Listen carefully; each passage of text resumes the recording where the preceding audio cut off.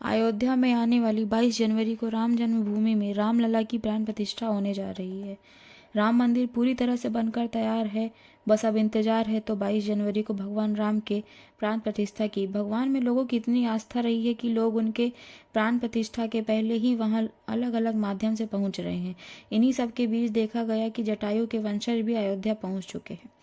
So friends, आज का video start करते हैं, और अगर आप हमारे चैनल में नए हैं, चैनल को सब्सक्राइब करें और अपने फ्रेंड्स के साथ जरूर शेयर करें। रामायण अनुसार जटायु गिद्धराज थे और वह ऋषि ताक्षर्य, कश्यप और विनीता के पुत्र थे। गिद्धराज एक गिद्ध जैसे आकार का पर्वत था। प्रजापति कश्यप की पत्नी विनीता के 2 पुत्र हुए, गरुण और अरुण। अरुण जी सूर्य के सारथी हुए।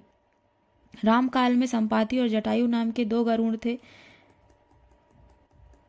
ये दोनों ही देव पक्षी अरुण के पुत्र थे।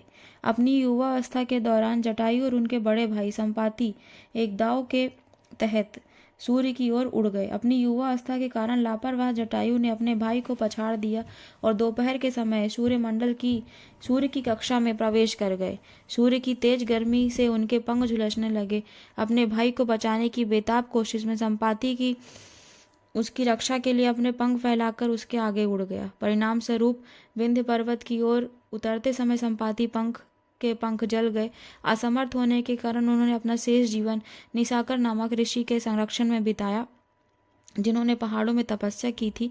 जटायु अपने भाई से फिर कभी नहीं मिले। अयोध्या में रामलला की प्राण प्रतिष्ठा से पहले जनपद की सीमा में गिद्धों का झुंड दिखाई दिया है। स्थानीय लोग इसे गिद्धराज जटायु से जोड़कर देख रहे हैं। वे इसे शुभ संकेत भी मान रहे हैं। मिल्कीपुर तहसील क्षेत्र के गांव धरोली में पिछले 10-12 दिनों से गिद्धों का झुंड वास कर रहा है। बचपन में इन गिद्धों को बड़े बड़े झुंड में खेतों और जंगलों में घूमते हुए देखा जाता था, किंतु आजकल इनकी जातियां निरंतर विलुप्त होती जा रही हैं। अब फिर से आध्यात्मिक नगरी अयोध्या में इन गिद्धों को फिर से झुंड में देखकर खुशी की अनुभूति हो रही है। लगता है कि नगरी अयोध्या में दिव्य शक्तियों की बराबर अपना काम कर रही है।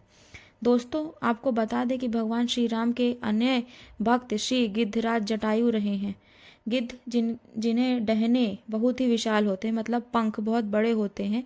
इनकी सोच बहुत ही खतरनाक होती है। वैसे ही ये सड़े गले जीव जंतु को अपना आहार बनाते हैं। इनकी आंखें बहुत दूर दूर तक देख सकती हैं। यह लकड़ियों में अपने घोंसले को बनाते हैं, विशेष तरह से रोग से बचते हैं।